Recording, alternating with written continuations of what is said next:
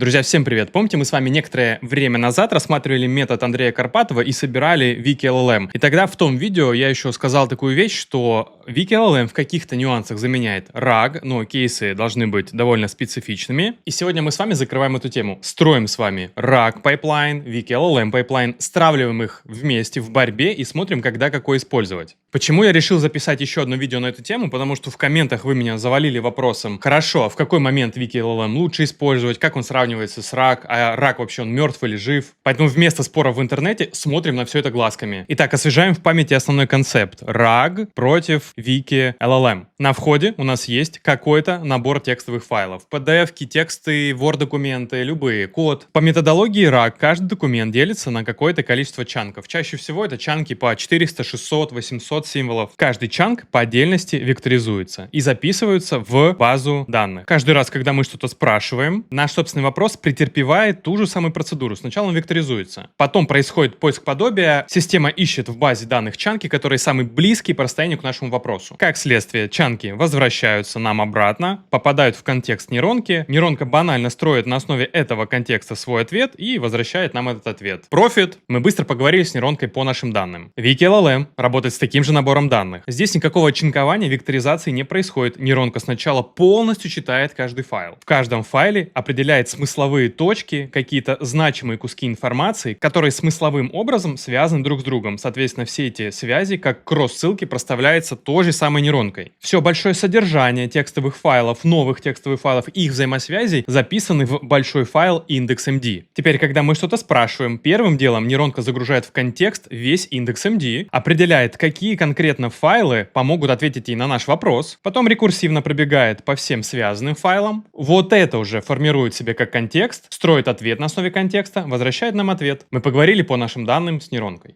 Как вы теперь видите, в первом кейсе, если мы расставим некоторые джорни, что делает нейронка, то разделение на чанки супер дешево, векторизация довольно дешево, формирование ответа по чанкам каждый раз дорого. Если мы говорим про точность работы ответов, то где-то, наверное, на 80%. Мы каждый раз не уверены, что нужные чанки попадут в ответ, потому что поиск подобия не всегда возвращает релевантные чанки, особенно если в базе много подобных чанков. Но масштабируемость запредельная. Какое бы количество файлов у нас ни было, мы все их отработаем, векторизуем и будем по ним общаться. Каким образом Wiki-LLM проходит по этой же самой цепочке? Отработка новых файлов супер дорого. Нейронка должна прочитать их все, отработать, сама понять, где смысловые куски. Формирование индекс файла дешево. Все уже отработано. Система формирует новые текстовые файлы по инсайтам, которые она нашла. Ответ на наш вопрос: сначала индекс файл идет в контекст, потом все релевантные текстовые файлы идут в контекст. Дорого. Точность работы с нашими данными супер большая. Почти всегда 10 из 10. В RAG стоимость закрыта на последнем этапе формирования контекста. В Wiki-LLM большая стоимость на обработке новых файлов, на формирование ответа нам тоже большая стоимость. Масштабируемость низкая. Тысячи и десятки тысяч файлов нейронка не сможет обработать, и индекс MD просто не будет вылезать в наш контекст, когда мы что-то спрашиваем у нейронки.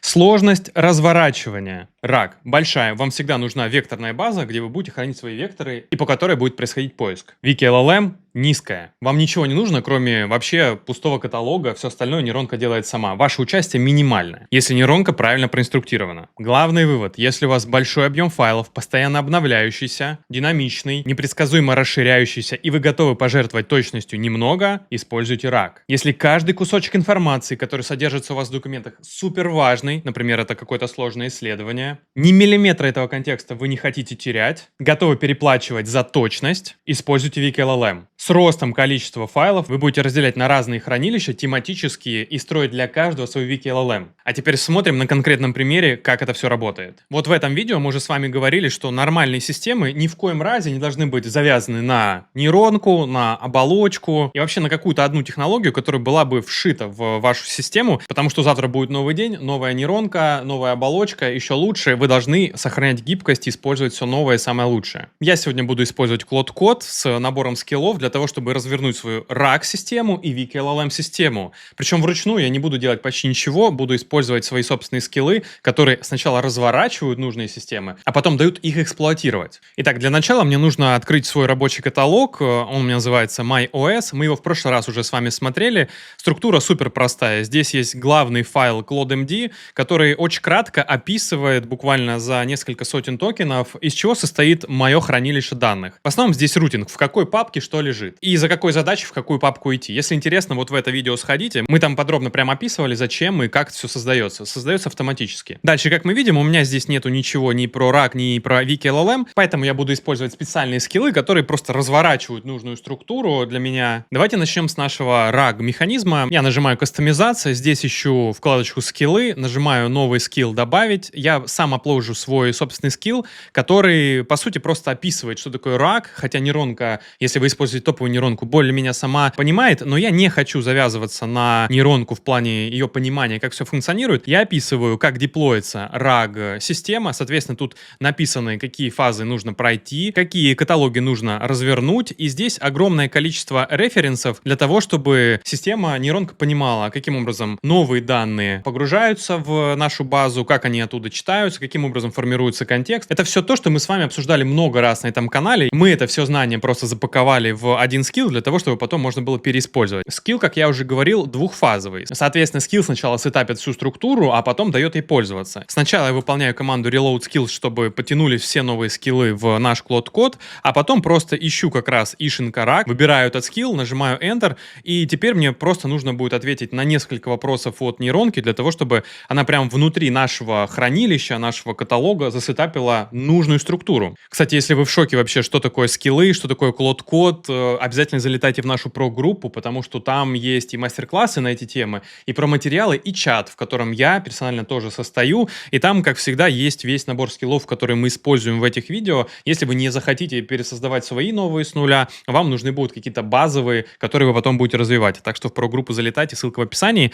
Пока у нас Cloud-код спрашивает вопросы, потому что он начинает сетапить, видите, он у нас уже начинает создавать каталоги, он говорит, я сейчас буду создавать каталог RAG, в котором всю структуру я пропишу. Он говорит, для чего тебе RAG? Соответственно, этот скилл умеет спрашивать вопросы через виджет и спрашивать, для чего тебе RAG? Какая тема? Я нажму новая тема, давай сетапить с нуля. Он получает мой ответ и сейчас будет спрашивать какие-то другие вопросы для того, чтобы все получилось. Также этот скилл будет просить вас 2 credential обязательно, потому что, во-первых, для того, чтобы векторизовать данные, вам нужна нейронка для эмбеддингов. Сам Opus не векторизует ничего. Соответственно, скилл так заточен, что он хочет, чтобы вы ему дали OpenAI ключ, либо любой другой ключ от нейронки для векторизации, который у вас есть. Он сам попробует все засетапить. Для OpenAI ключа здесь уже все прям прописано четко. Спрашивает, для чего будет, база знаний для общих документов. Да, он говорит, чем будешь пользоваться для векторизации. У меня есть ключ от OpenAI, либо вы здесь можете сказать своя модель и прям прописать, чем вы пользуетесь. Допустим, если у вас какие-то локальные модели крутятся, вы прям можете сказать, локальная модель, у меня крутится там-то, там-то, вот такой API, прямо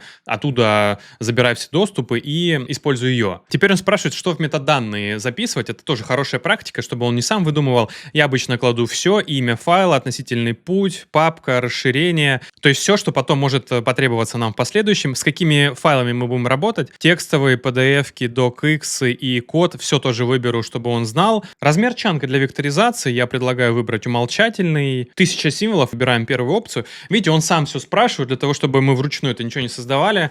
Все поспрашивает, все настроит для того, чтобы все заработало. Ну что, буквально через 3 минуты пайплайн базы знаний у нас полностью развернут. Здесь огромное количество всего того, что нужно было. То есть CloudMD, который описывает всю структуру вашего RAG. Самое важное, здесь есть каталог скриптов, который содержит каждый скрипт для того, чтобы вносить новые данные, для того, чтобы нейронка не сама это все выполняла, а запускала нужный скрипт, и они уже все бы выполняли и отправляли данные в нашу базу, либо получали ответы из нее, чанки. Также здесь есть классный файл index.csv. Это специально прописано в этом скилле нами, потому что это самый удобный и дешевый способ держать актуальность. В этот index.csv будет нейронка сама прописывать все новые, измененные, либо удаленные файлы в этом каталоге, для того, чтобы понимать, что нужно довекторизовать, либо что нужно удалить из вашей векторной базы, для того, чтобы там всегда сохранялась актуальность. Ну, вам, наверное, не интересно будет, если вы сюда внесете большой большой текстовый файл, нейронка его векторизует, потом вы его сильно измените, а векторы останутся старыми. Здесь нейронка увидит, что он был модифицирован, удалит все релевантные записи из базы, а потом довнесет новые. То есть это будет сделано вообще без вашего участия, очень удобно. Я еще создам сам каталог Files для того, чтобы все внутри класть все файлы, которые попадут в нашу векторную базу. Как вы видите, нейронка сама создала файл .env, и здесь она уже прописала массу того, что мы с ней обсуждали. Какая будет использоваться модель для эмбеддингов, какой размер векторов, какие файлы будут использоваться, их расширение. Единственное, что он ожидает, что сюда мы положим ключ от OpenAI, а сюда database URL, для того, чтобы она могла выполнять запросы, SQL-запросы. Сюда вы просто вставляете ваш API-ключ от OpenAI, а вот сюда нужна строка подключения. Откуда вы ее берете? Вы переходите в вашу Supabase, вот здесь сверху вы нажимаете кнопочку Connect, здесь вкладочку Direct, здесь Transactions Pooler, и здесь у вас будет прямо строка подключения. Она полностью сформированная,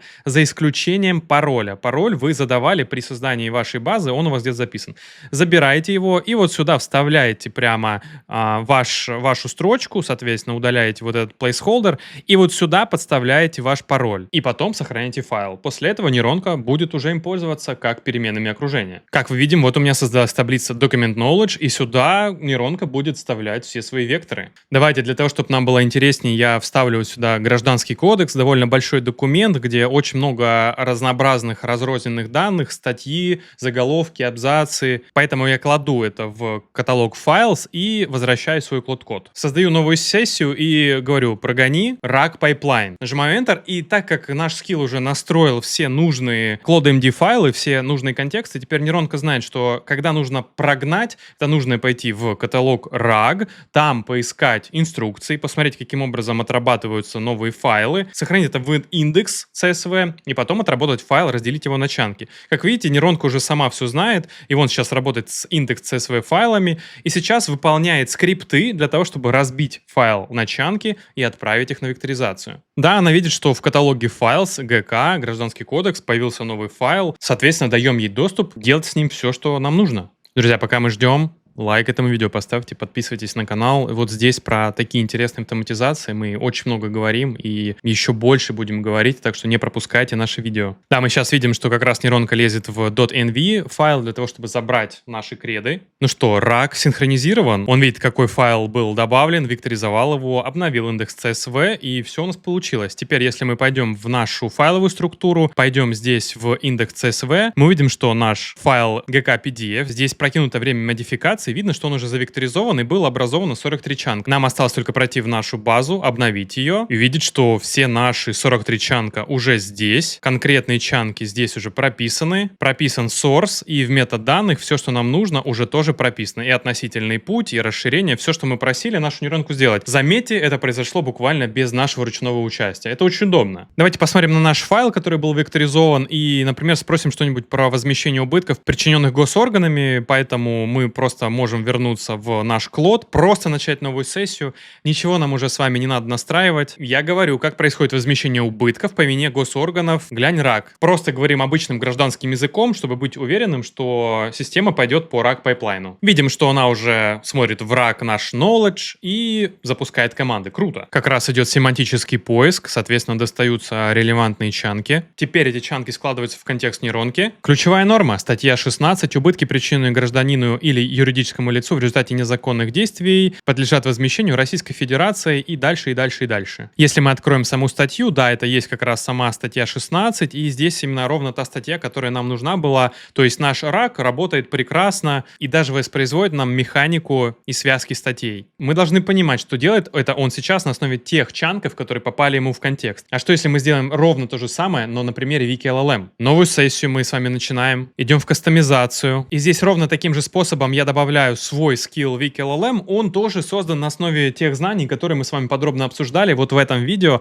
и там даже был пример конкретный Claude файла, который используется. Соответственно, мой скилл создан на основе тех знаний, и он заточен под то, чтобы сначала создавать нужную структуру, потом ее эксплуатировать, так же, как и предыдущий скилл. Соответственно, он у меня здесь появился, ишенка Wiki-LLM. Мне нужно просто в своем корневом каталоге запустить этот скилл и сначала у меня настроится весь каталог. Как видите, этот скилл тоже умеет спрашивать вопросы, то есть на какую тему у нас будет предметная область. Тема и так понятна, чтобы он никакие ограничения не прописывал, и теперь создается вся структура. Друзья, обязательно залетайте к нам в про-группу, здесь какое-то немыслимое уже количество материалов, которые теперь живут не только в Телеграме, а еще и вынесены на отдельную платформу, для того, чтобы можно было удобно навигироваться и работает без всяких замедлений и ограничений. И здесь присутствуют все выжимки из диалогов и обсуждений в телеге, и, соответственно, можно забрать хоть тут нужные нам файлы, хоть в самом Телеграме. Очень удобно этим пользоваться, поэтому залетайте, проверяйте. Тем временем наш Клод-код закончил все свои работы. Если мы перейдем в наш каталог проект, увидим, что тут появилась папка Вики, здесь уже вся инструкция в ClodeMD,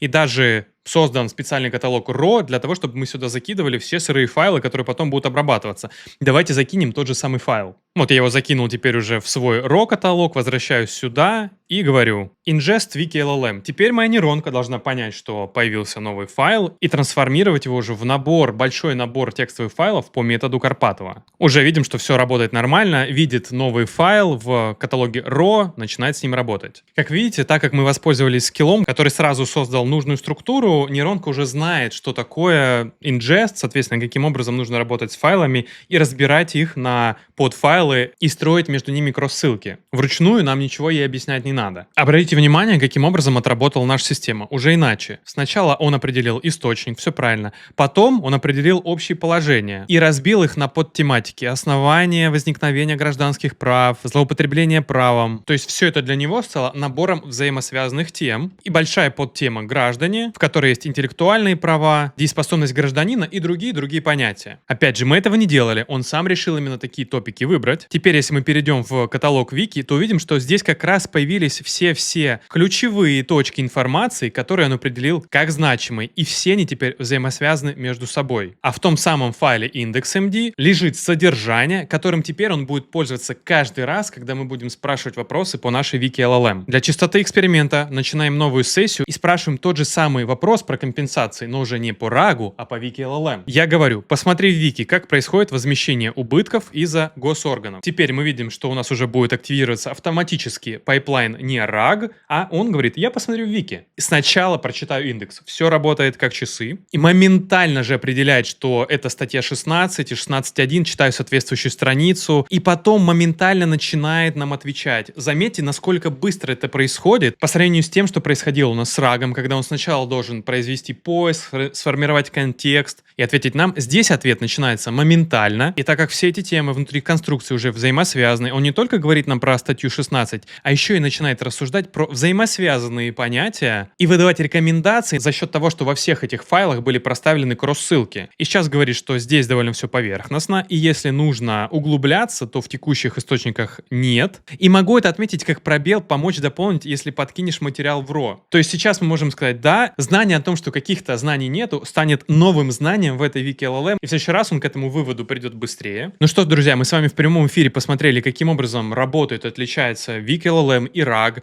Чем больше у вас знаний, чем непредсказуемее их объем, тем вероятнее вы будете делать акцент на обычный RAG. Чем сложнее у вас данные, чем глубже и точнее вам нужно с ними работать, тем вероятнее вы будете использовать Wiki-LLM, но объемы всегда будут ограничены. Нужно будет организовывать разные хранилища для разных топиков и разных файлов по разным темам. Круче всего сочетать эти подходы. Вы можете RAG использовать для вашей документации, для больших объемов, Wiki-LLM для более точных, секьюрных, значимых данных и настроить ваше хранилище, допустим, ровно таким же образом, для того, чтобы в зависимости от ситуации ваша нейронка шла либо в RAG, либо в Wiki, и вы бы это все сами контролировали. Обязательно подписывайтесь на канал, ставьте лайк, комментарий какой-то, залетайте в нашу прогруппу. До новых встреч!